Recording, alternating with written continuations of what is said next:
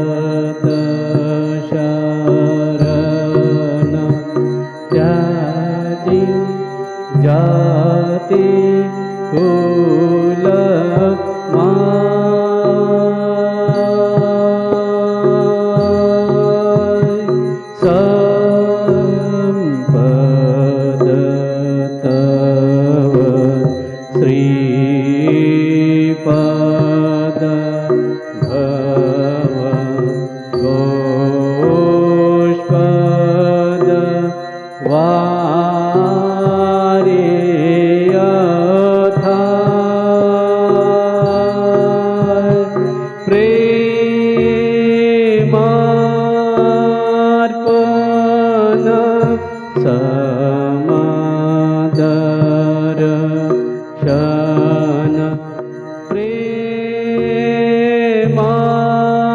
प्रेमार्पण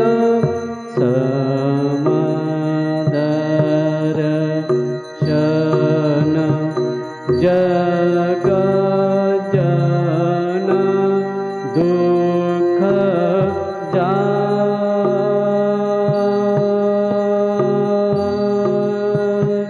संपद तव श्रीपद भव पुष्पद वारियथा प्रेमार्पण समदर्शन प्रेमार्पण समदर्शन जग जन दुख जाय नमो नमो प्रभु वाक्यमनादित नमो नमो प्रभु वाक्यमनादित मनोवचनै काधार प्रभु मनोवचनै काधार ज्योतिर्ज्योति उज्ज्वल रुदिगन्धर ज्योतिर्ज्योति उज्ज्वल रुदिगन्धर तुमितम भञ्जनः प्रभु तुमितम भञ्जनः नमो नमो प्रभु वाक्यमनादित नमो नमो प्रभु वाक्यमनादित मनोवचनैकाधार प्रभु मनोवचनैकाधार ज्योतिर्ज्योति उज्ज्वल रुदिगन्धर ज्योतिर्ज्योति उज्ज्वल कंदर तुमितम भञ्जनः प्रभु तुमितम भञ्जनः धिरंग रंग भंगवा ते अंग संगमृतं धिरंग रंग भंगवा ते अंग संगमृतं गायत्र्यै छंद भगत वृंद आरते तोमार गायत्र्यै छंद भगत वृंद आरते तोमार जय जय आरते तोमार हर हर आरते तोमार शिव शिव आरते तोमार खंडन भव वंदन जग वंदन वंदितो माय जय श्री गुरु महाराज जी की जय।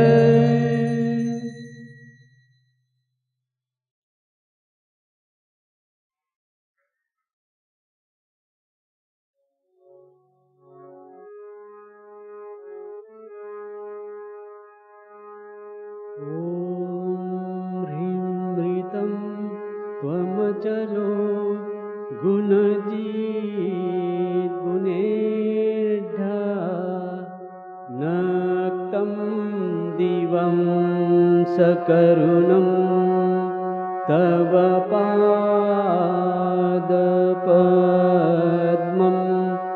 मोहं कषं बहुकृतं न भजे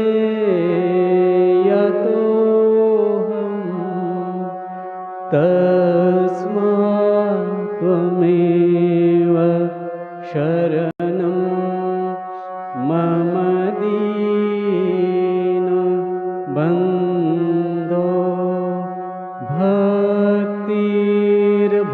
भक्तिर्भगश्च भजनं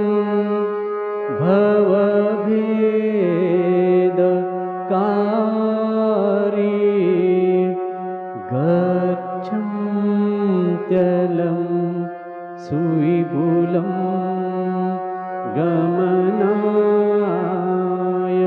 तत्त्वं वक्रोद्धृतोऽपि हृदमे न च भाति किञ्चित् तस्मात् त्वमेव शरणं मम दीनबन्धो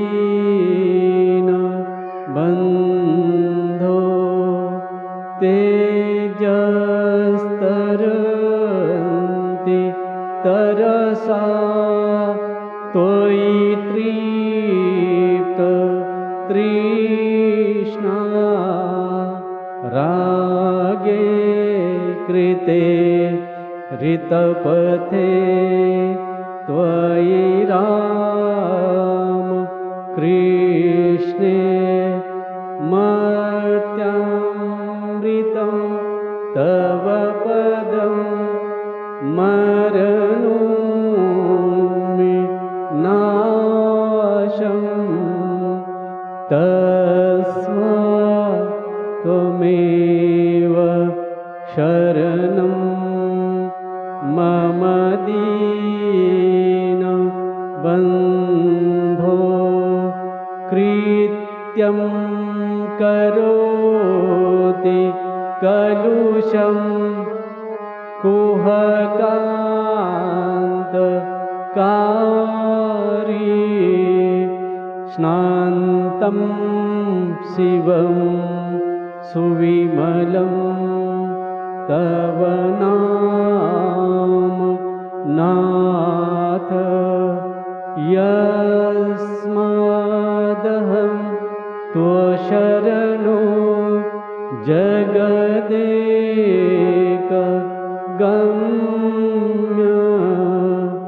तस्मात् त्वमेव शरणं मम दीनबन्धो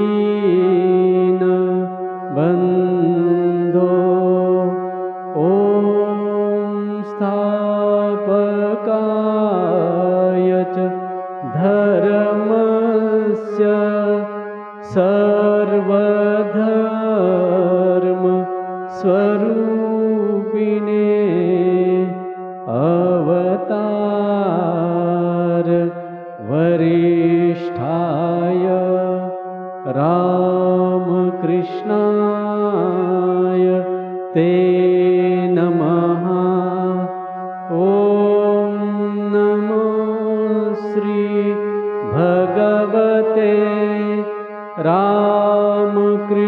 रामकृष्णाय नमो नमः।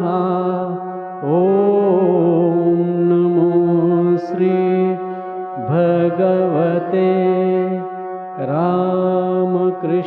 रामकृष्णाय नमो नमः।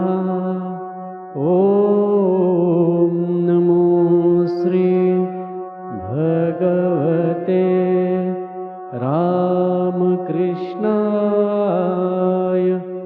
नमो नमः।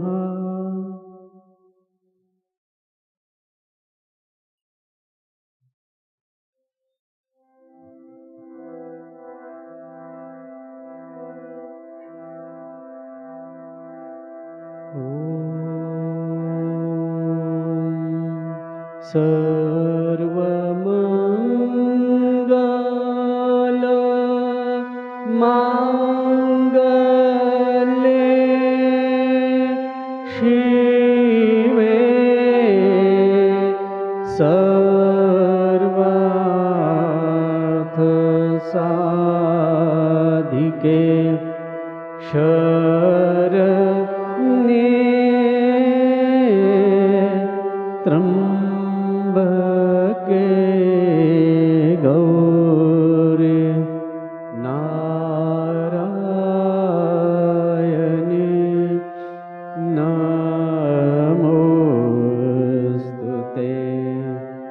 सृष्टिस्थिति विनाशाय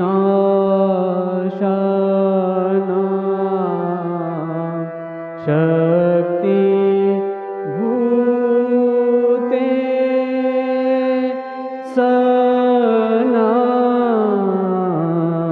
सनातनी गुणाश्रये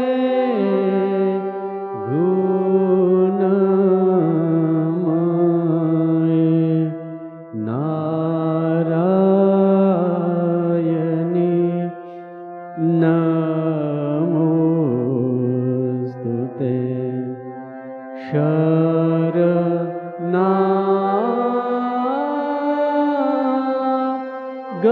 शरणागत दीनार्त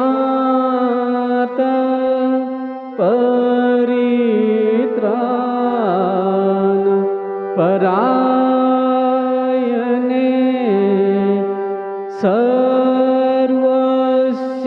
सर्वस्याति हरे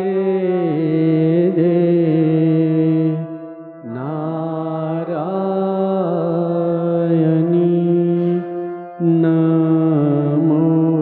नमोस्तुते जय नारायणी नमोस्तुते जय नारायणी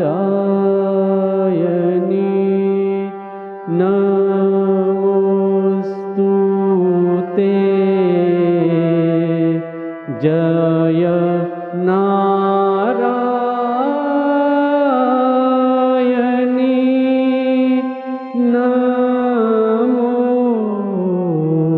नमोस्तुते जय नारायणी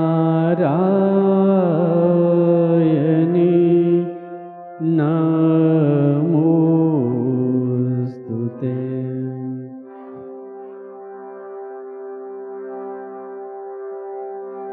जय महामाई की जय जय भगवान श्री रामकृष्ण देव की जय जय स्वामी जी महाराज जी की जय।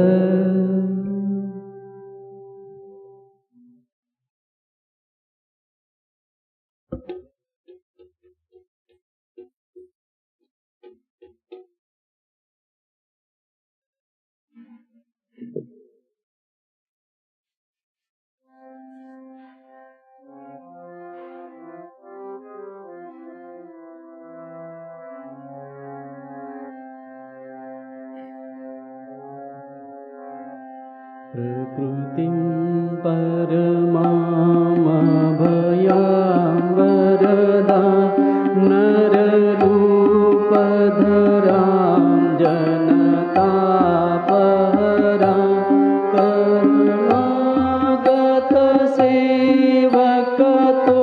करुणागतसेवकतोषकरी प्रणमामि परां जननी जगतां गुणहीनसुता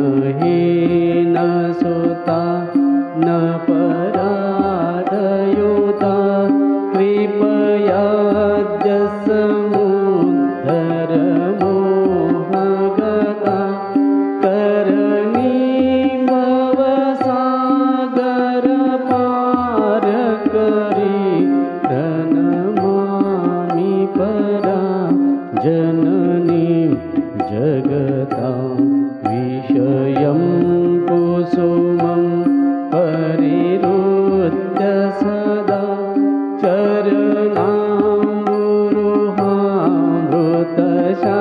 चरणामृतशान्तिसुधा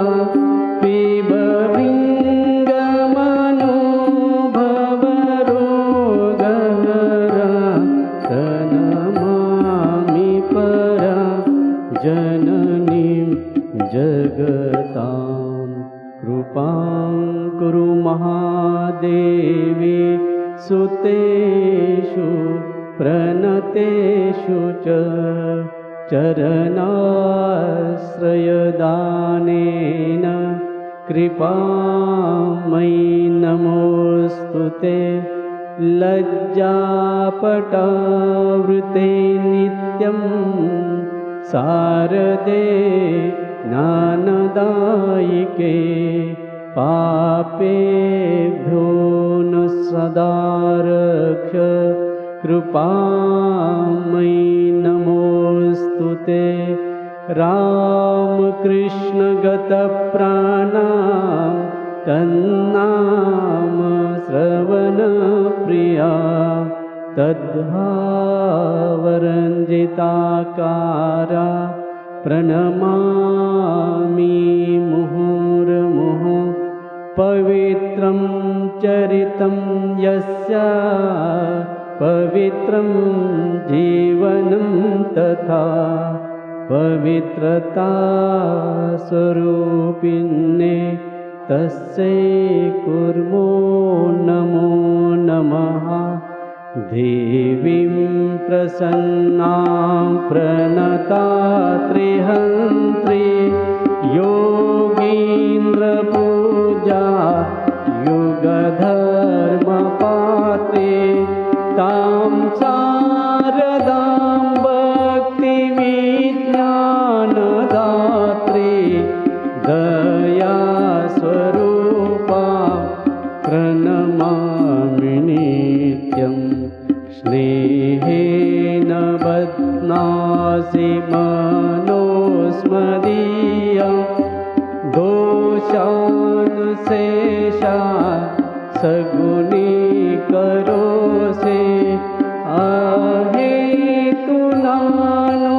अहेतुनानोदयसे सदोषा स्वाङ्गे गृहीत्वा यदिदं विचित्रं प्रसीद मात विनयेन याचे नित्यं भव श्रीवतेषु तेषु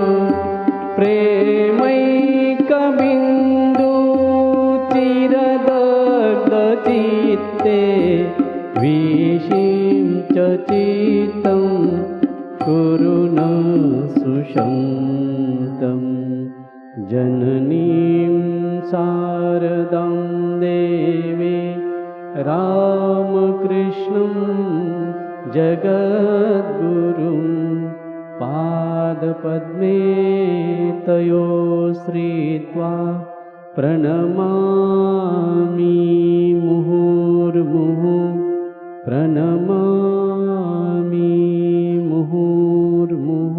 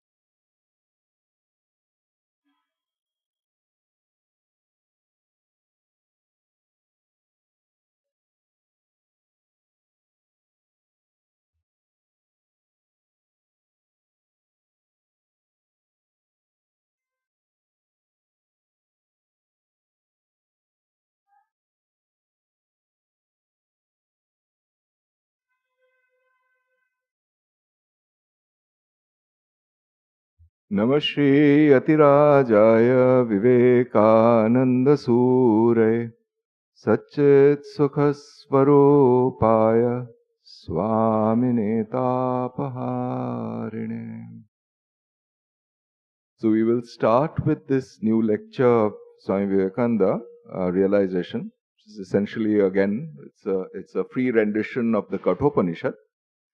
But before that, there was one particular question that was asked based on the on the discussion last time, which was on the Ishopanishad. And, the previous lecture, God and Everything, was Vivekananda's rendition of the Ishopanishad. And there was a statement we had made while discussing this, and where I'd said something to the effect that the significance of food, for instance, is in this principle of knowledge or bliss. And somebody had asked me to expand on this particular issue because it was just mentioned in passing as an illustration of what we were discussing. So let's just spend a couple of minutes on that and then we'll start with the new discussion. So here's the thing. This was made in the context of this discussion that we were making last time, that very often we have the tendency to outsource our satisfaction to what we regard as external objects, of which perhaps, as beings or as animate beings, any species, key thing that we need to sustain ourselves is food. Yeah. But then what exactly is the significance of food? Food being a placeholder for anything external. Yeah. Because see, the Sanskrit word for food is ahara. Ahriyate iti ahara. Yeah. So that which is obtained from outside, yeah, gathered within. Yeah. It could be physical food for the nourishment of the body, or it could be objects of the mind, of the senses, that we take from outside and put into our system, so to speak, and then mistakenly attribute the satisfaction that it brings to the object outside. This conflation, or technically in Sanskrit, this is called adhyasa, confusion of the object with the subjective experience. Yeah, the subjective experience is that of joy, that of satisfaction. See, if suppose somebody has not been having food for a while, there's this a certain feeling of want, yeah, and then the food is put inside and the hunger goes away and there's a certain satisfaction. What is the point of all of it? It is finally the aim and end of it is what we call this satisfaction. Yeah? This satisfaction is what we have in our day-to-day experience when we get something from outside and put it into ourselves. But prior to that, we have created this sense of want in us. Sometimes it's an imperative thing like food, but sometimes we just create an obsession in our minds. Oh, without such and such a thing, it is impossible for me to carry on living with certain measure of satisfaction. And this idea that we create very often creates problems both for ourselves and for others, is what is called moha or aviveka in Shankara. Yeah? Aviveka means lack of clarity of thinking. Clarity of thinking or viveka. Yeah? That's where Vivekananda's viveka comes from. Clarity of thinking or analytical thinking. Analyze these two, finally the subject and the object, and ask ourselves, what is it that I am really seeking? And the answer comes that, look, finally at the end of the day, it is not this particular food nor this particular sense object that I am desiring. What I am desiring above everything else is this unqualified satisfaction. But what have we done? We have qualified it we have made that satisfaction dependent on something that we can get from outside. It is this particular attitude of the mind, this framework of the mind, which is really the outsourcing of our satisfaction to something outside of us. Instead of looking at the satisfaction in that object, if there is a little bit of analytical introspection means looking within and asking ourselves this question, what am I really seeking? Is it that particular object? Or is it this subjective feeling of satisfaction? And almost invariably, just a little bit of enquiry gives us that it's really the latter that one is seeking. And then one asks, is the relationship that I have set up in my mind between this subjective satisfaction and the object an inseparable thing? Is it an inevitable connection? And most of the time the answer comes, no, that's not what it is. Because once you separate out these two, then the mind has this innovative capacity. It starts finding answers in other things. So for example, okay, fine. So for instance, here's a simple thing. I can say this from a certain personal experience. There was this one very senior respected monk of our order who used to teach us Upanishads, Vedanta. He was about 80 and we used to attend his classes every evening. And one particular evening I remember having a splitting headache. And then I was debating with myself, should I go for this class or not? I said, finally, let me just go. What is going to happen? I'll just sit here in my room, have a headache, or I can sit there in that room and continue having that headache. Well, one goes there at least for that half hour because of the elevated nature of the discussion that he was basically elucidating. And at least for that period of time, what happens is that the mind goes to that and forgets this particular obsession with the source of pain that was there. Which means this is not something mystical or something esoteric or something. It's something that all of us experience. Instead of putting our mind on something that is causing dissatisfaction, just put your mind on something that has the potential for causing satisfaction. End of story. This is what it is. So what happens as a consequence? It dawns on us that this satisfaction that we were seeking is not going to be inseparably entwined with a paracetamol tablet. Yeah? So a paracetamol tablet or a bunch of them would reduce the pain for a while, but it's going to come back. But the same thing is going to happen if you think constructively in something else. At a certain level, it's a mental construct. Yeah? So even something as tangible as a physical pain, so long as it is something not extreme, is something that can be avoided by putting your mind in something constructive, something that provides you with satisfaction. This is something that is part and parcel of our common experience. And it is there in those experiences that we need to hunt for something, for an answer to these questions. So even something like food which we take in for our personal nourishment, the mind, if it becomes a little inward directed through this analytical capacity, it finds the answer that the satisfaction is not in the food in itself, but it is something that wells up from within. And that is what we are seeking. That satisfaction has been given different kinds of names.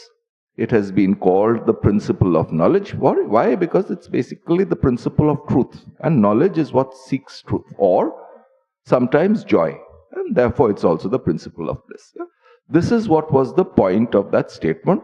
We had taken up food as an extreme example, but it was a placeholder for any external circumstance or external object and trying to understand the subjective feeling of satisfaction, which is the consequence, and understanding that that subjective state of satisfaction is not inseparably intertwined with the external object with which, in our confusion, we thought it was inseparably intertwined.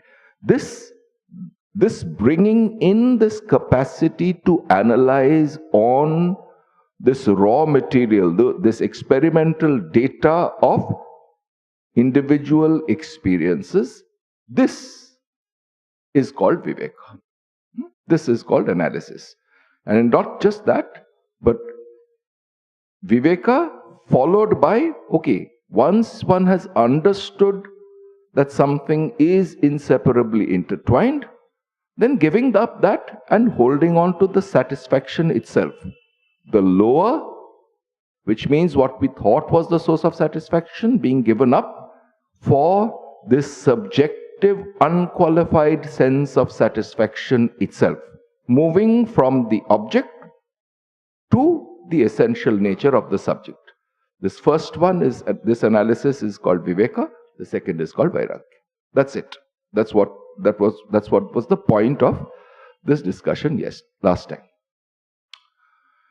Okay, so let's start with this new lecture of Swamiji, chapter 8 of Jnana Yoga, called Realization. Here, as we said before, that this particular lecture is a free rendition of the Kathopanishad. I will read to you, and you'll note one particular thing. Yeah? Here, I mean, in the very first paragraph, each of these, if you read the Upanishads or Vedanta, it's important to identify in each of the smaller Upanishads or in each of the chapters of the larger Upanishads, there is a central question. And that central question is existentially important to us. Unless and until we identify that central question, A, and B, see that, and B, close bracket, see for ourselves that this particular question is something that I am really interested in. Yeah? Which means there should be a personal component of interest in that question. Without that, the reading of the Upanishads is not going to be, it's just going to be either memorization or it's not going to be of any use. So, as it said, prayojana manuddeshya mandopina pravartate. So, prayojana, the sense of prayojana should be there. So, in each of these Upanishads, there is a central question that it addresses. And these central questions are existential questions. It's not some abstract philosophy that we cogitate about. Yeah? However, the emphasis is on this analysis. That's something that should be borne in mind. Okay. So what Vivekananda does in this first paragraph is he identifies in passing the central question of the Kathopanishad. Yeah? Let me say what that question is according to the Kathopanishad, and then we'll come to Vivekananda and see how he describes it. And the question is this: Yeyam prete vichikitsa manushye asti iti eke nayam asti iti chaike. Yeah? What is it? This is Nachiketa asking Yama. This is really the central question. Ya iyam prete. After a person passes away, dies.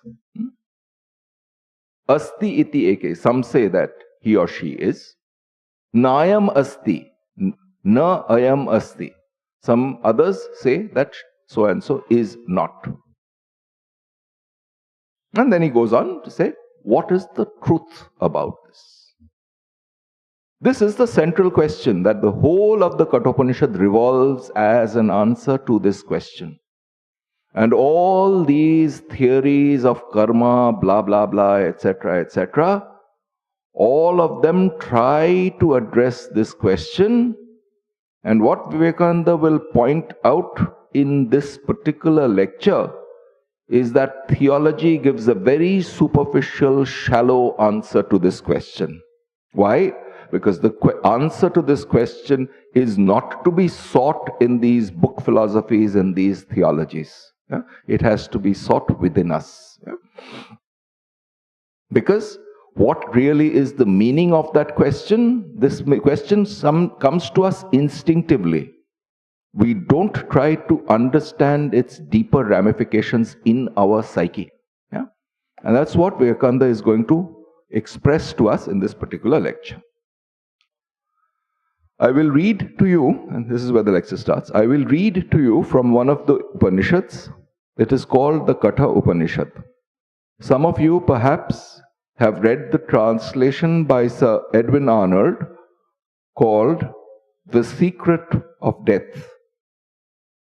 In our last, that is a previous lecture, we saw how the inquiry, which started with the origin of the world and the creation of the universe, failed to obtain a satisfactory answer from without, and how it then turned inwards.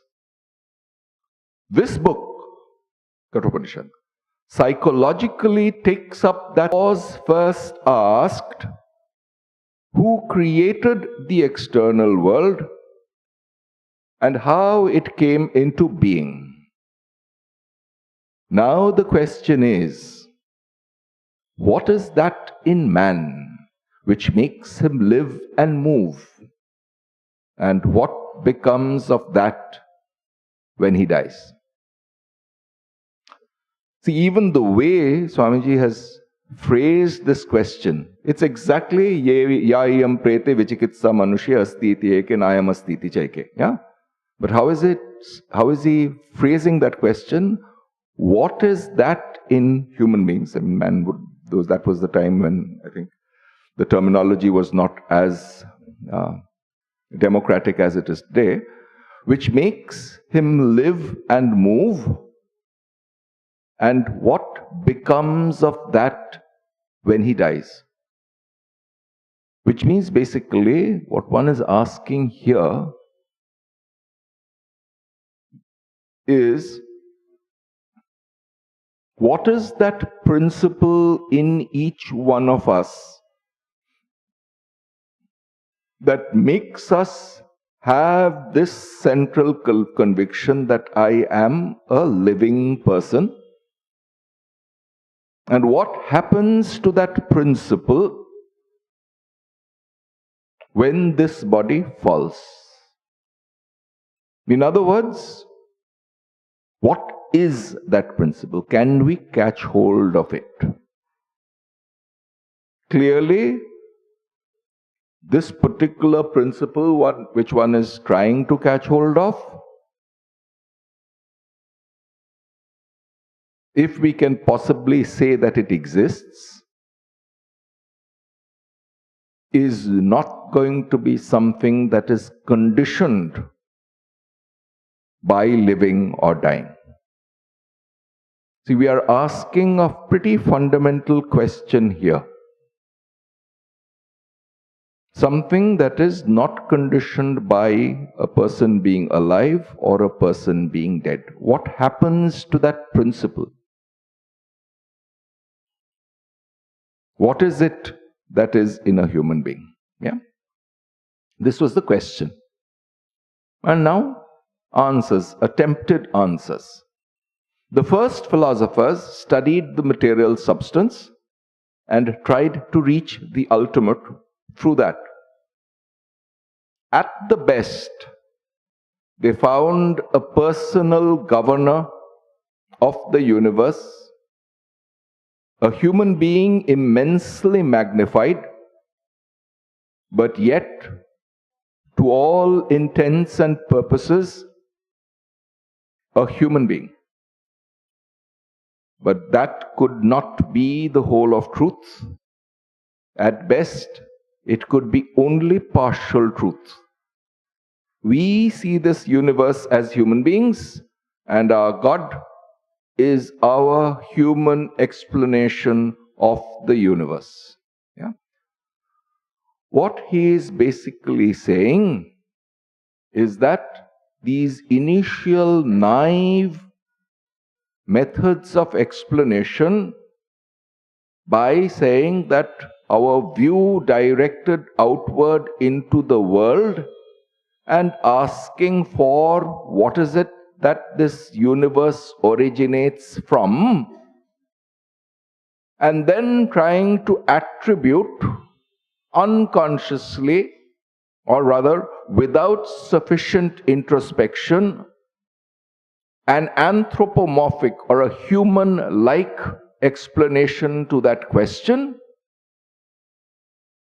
is at best a partial answer. This is a fairly bold and emphatic statement that is being made here. I will jump over a few things and go to, where he will actually come to this statement. This is the problem. He has stated that, look, basically these attempts that are made out of what we call various organized religions through these naive attempts at constructing theologies are at best answers which are partial, at worst just mere dogmas. Yeah? And therefore he's basically saying, he goes on to say, but man cannot stop there. This particular kind of class of solutions. He says, but man cannot stop there. He is a thinking being and wants to find a solution which will comprehensively explain all the universes. He wants to see a world which is at once the world of men and of gods and of all possible beings, and to find a solution which will explain all phenomena. Yeah? This is something that is, again, it's basically saying that, look, a thinking person to whom such a question has a real significance. Yeah? It's of literally a matter of life and death. Yeah? If it's of that degree of importance, then these shallow theological explanations will appear only as child's play, as basically some playful attempts at best, at worst essentially just some stories that are told to make us forget the real intent of our question. Yeah? I'll jump ahead one more time and then we'll come back again. So he says this basically thing, that so the question who made this world is not very philosophical, nor does its solution amount to anything. And says finally, our only hope then lies in penetrating deeper. Yeah? What he is doing here, see, for example, here is the thing. If you read the Kathopanishad in this very superficial way, then see, a friend of mine made this joke to me. He says, somehow or the other, see, Nachiketa asks Yama, what is it that, which of this is true? Yeah? Some say that person goes on, some say that the person does not. Yeah? What is the answer? And Yama does not say that, the people who say yes, it is alive is true, does not say equally that no, what they say is none of it survives death is true. He does not apparently give an answer to this question. What does he start off with?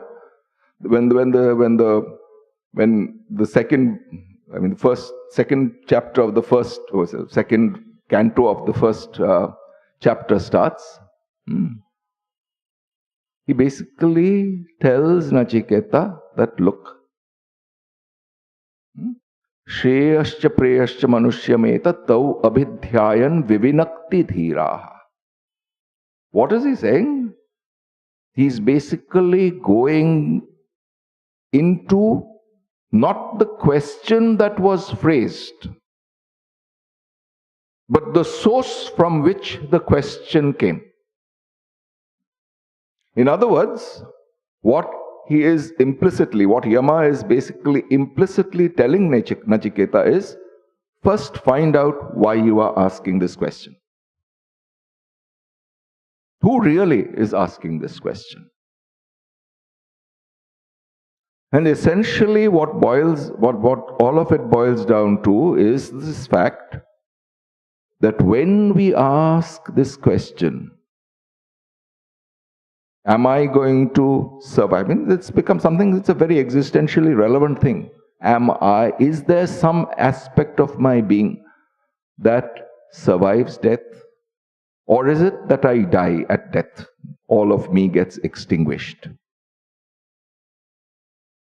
When we ask this question, the answer is really hidden in it. How is it hidden? When this question emerges, we have a confused idea about ourselves. One, there is this conscious principle which perceives time, which perceives space, which perceives this causal chain of events. Something is born, something evolves, something dies. This is inside that causal chain. But there is a conscious principle which is witness to it. And whether we ignore it, whether we conceptually formulate it clearly or not, each one of us is instinctively aware of it. Without that awareness, this kind of question which is significant to us would not arise. That's one thing. Now the other part of it is, despite being instinctively aware of this conscious principle not qualified by time, space or causation, there is in our day-to-day behavior this assumption that I actually am this body and mind. And as body and mind, it is something which is caught within this framework of space-time and causation. So simultaneously, at every instant, our self-awareness has this empirical piece of confusion between a conscious principle not qualified by space-time causation, one, two, a physical and mental being qualified by it. This confusion prevents us from associating our being, our self-awareness, from exactly one of these two things. If we felt that, look, I am this body and mind, then the answer to this question is clear. The body dies, the mind dies, therefore I die, finished. After death, nothing survives. If on the other hand I had this pure conscious principle, it is not qualified by time, it has not been born, therefore it will not die. Therefore, this question of surviving does not arise because it is always existent. If we had this clarity one way or the other, question would not arise at all. Why does it arise? Because we do not have clarity here. So what is the answer then? This is how Yama traces the root of the problem. He says, look, this question comes up basically because at this very fundamental level, we do not have a clarity of perception. And look, here's the basic thing. If we could forget this conscious principle in and through which we are perceiving various things, then at a very fundamental level, we would have been completely dead beings. Yeah? We would not be even thinking about it. So even the fact that we go around, eat, move, think, that in itself basically presupposes that there is a certain assumption that there is a certain consciousness in us. Yeah? This is something that very recently I read this beautiful book. It's called Quantum Computing from Democritus. Democritus is a Greek philosopher Quantum computing is something that is just coming up over the last couple of decades. Certainly, Democritus, if you told him what the words quantum computing, he'd have no clue what we were talking about. But in some sense, the kernel of these things is really hidden in human consciousness, and that's what he's trying to, by this provocative title, that's what this person, Armstrong, is trying to talk about. And there, he's a computer scientist who specializes in this, basically says that this consciousness has this strange, enigmatic quality, that without it, there is no understanding, there is no knowledge. 1. 2, as soon as we try to conceptualize it, it becomes something that is an object of understanding, no longer is it the conscious principle. This is the strange thing about it. So this is looking at the same problem, but through the lens of modern computer science, so to speak. Yeah. All right. Coming back to our question, I mean, the way we have been discussing it today, what Yama is doing is basically pointing this source in our psyche out to Nachiketa. He says, look, you are a very qualified aspirant, a qualified inquirer after truths. And in you, where do you have to hunt for this answer? The answer has to be sought in this confusion between the conscious principle and this unconscious principle, the confusion between the two of which is what your self-awareness is about. And it is because of this fundamental existential confusion that this question is arising. Not only does he diagnose where the question comes from, he also tells him how to answer it. What is it? The problem is coming from a certain confusion. Solution, remove the confusion. That's it. So first diagnose the disease. The disease is this confusion between the conscious principle and the unconscious principle. Where is it? Where is the locus? In our psyche, fundamentally in our psyche. Solution to confusion is removal of confusion, end of story. So a removal of confusion is called Viveka. That's it. It's not something like 1 kilo of removal of confusion is to be added to existing confusion, and the kilo of removal of confusion is going to remove a kilo of confusion. That's not what it is. It's basically saying that this element of confusion that we have in us is a consequence of our wrong understanding. This wrong understanding, this lack of clarity of understanding, which as soon as we introspect, we find it as something that is an existential, obvious fact. Instead of doing that, I mean, you'll have various books which will create, I mean, very often people who read through a bunch of books without understanding that, look, it is this simple existential fact that is being stressed. Yeah, in earlier lectures of Vivekananda, he has basically said, look, Maya, or what, which is the cosmic aspect, this universal aspect is what Vivekananda calls Maya. He says it's an existential fact. Yeah, it's not something that you build theories about. See, very often people, where has this come from? And then if they have read a little bit of Vedanta or some other literature, it says, oh, it has come from avidya. As if avidya is something. It's 1 kilo of avidya which has given rise to these plants.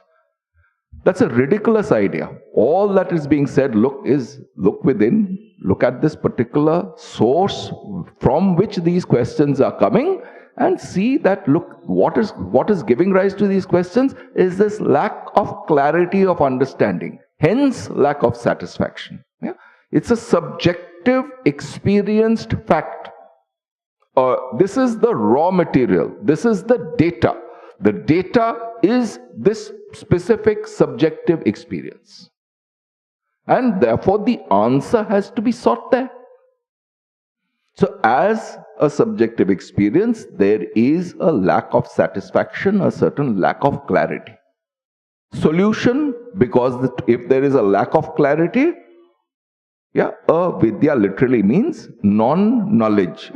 Is the negation, vid is from the verb, with the Sanskrit root, to know. So lack of clear knowledge.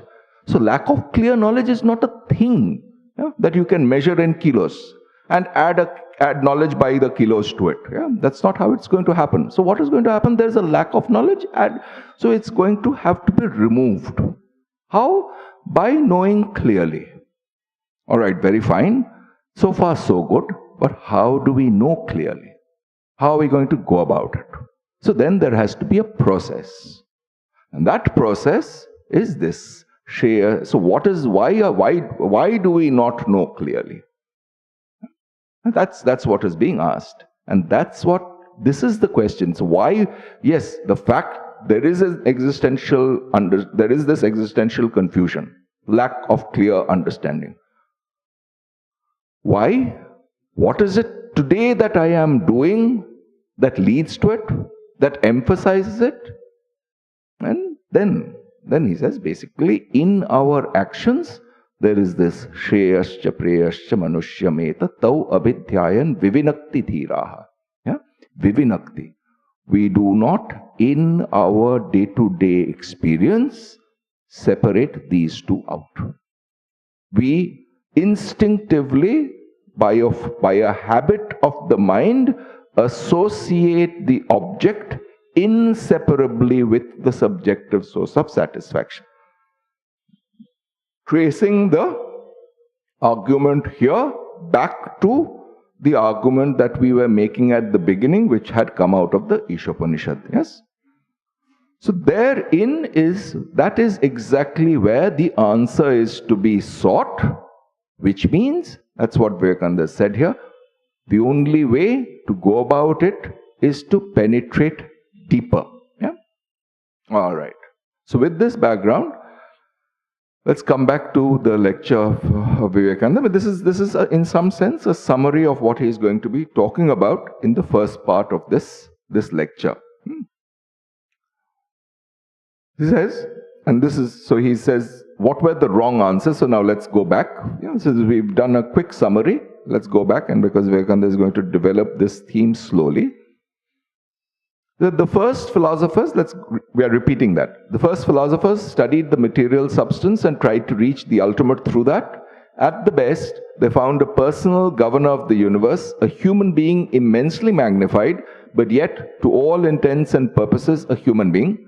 But that could not be the whole of truth. At best, it could be only partial truth. We see this universe as human beings, and our God is our human explanation of the universe. Which means this anthropomorphic bias, this tremendous prejudice that we have, that everything in the world, in terms of its fundamental explanations, must subordinate to this completely coincidental evolutionary fact that we belong to this species, not particularly intelligent, called Homo sapiens, though we call ourselves sapiens. Sapient means basically somebody who is wise. We basically have decided to call ourselves Homo sapiens because we think of ourselves as wise. A statement of extreme arrogance, which means what we have done is that we demand explanation in our very specific and anthropomorphic terms, expecting the world and the universe to be subject to these 8 billion little creatures moving around on a planet in a not particularly significant part of the universe. And therefore, the solution then is to de-anthropomorphize. What is it in ourselves that we assume in order to think of ourselves as belonging to this particular species, and ask ourselves, is there anything really so significant, so special about that? Or is there something more universal? And that's what he's going to go on with from here. Suppose a cow were philosophical. So he picks up one other species. Suppose a cow were philosophical and had religion, it would have a cow universe and a cow solution of the problem, and it would not be possible that it should see our God. Suppose nothing particular about cows. Next sentence, suppose cats became philosophers. They would see a cat universe and have a cat solution of the problem of the universe and a cat ruling it. So we see in two sentences, Vivekananda has completely demolished it at a certain level, this anthropomorphic bias. Yeah, we pride ourselves as if this particular species is the ruler of the whole universe. It's basically saying, look, there's nothing particularly significant about us. If you replace human beings by cows, they would have thought of it according to their light. If you replace them by cats, they would think of it along their lines. Yeah. So we see from this that our explanation of the universe in these anthropomorphic terms, anthropomorphic means basically very human being terms, is not the whole of the solution. Neither does our conception cover the whole of the universe. It would be a great mistake to accept, and this is exactly where he emphasizes that arrogance. It would be a great mistake to accept that tremendously selfish position which man is apt to take. Such a solution of the universal problem as we can get from the outside labors under this difficulty that in the first place, the universe we see is our own particular universe, our own view of the reality. That reality we cannot see through the senses. We cannot comprehend it. We only know the universe from the point of view of beings with 5 senses.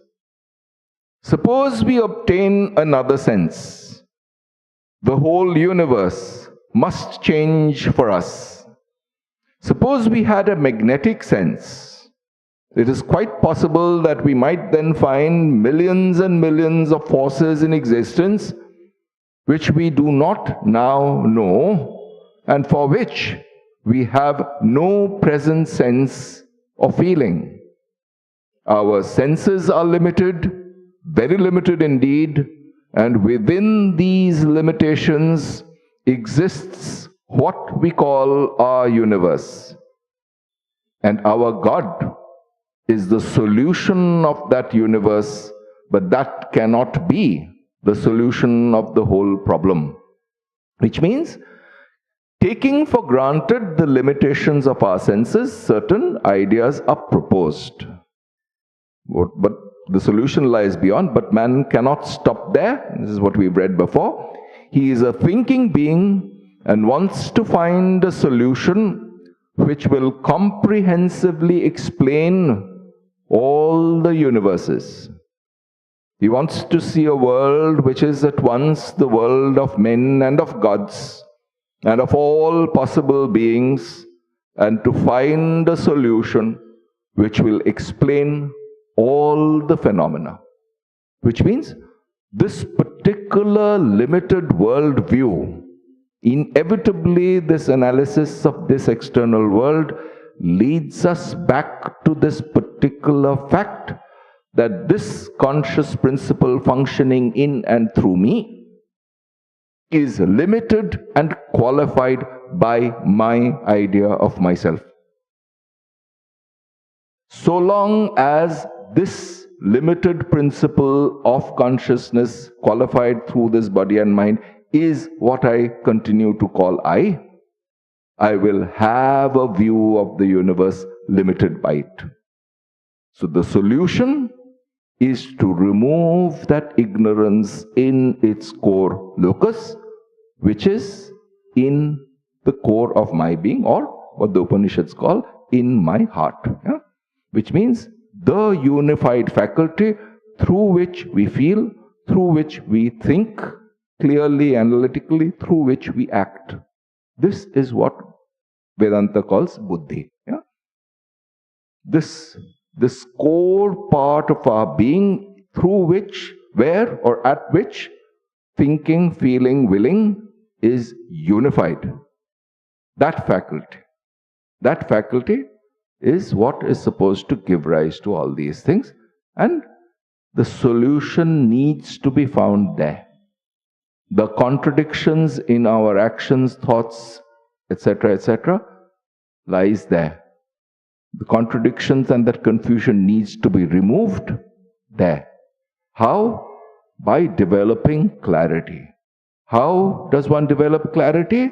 At any point of time, whenever we identify, that means becoming aware, wherever our thinking is confused, remove it. By trying to think more clearly, which does not mean going round and round in loops, but just becoming aware of the functioning of the mind. Okay? Finally, it's what does it mean for us in day-to-day life? Again, there is just one practice, which is paying full attention to whatever we are doing at the moment. Yeah? This is exactly what the practice of Viveka is. The Buddhists call it mindfulness. Vivekananda in his Karma Yoga says paying full attention to your work. And the more devotional people, for instance the Christians, they call it practice of the presence of God. It's the same practice, same alertness or full attention given to the present moment, the action in the present moment. Clarity there means leads to clarity slowly. We'll return to this next time. Om Shanti Shanti Shanti. Harihi Om Tat Sat. Shri Ramakrishna Arpanamastu.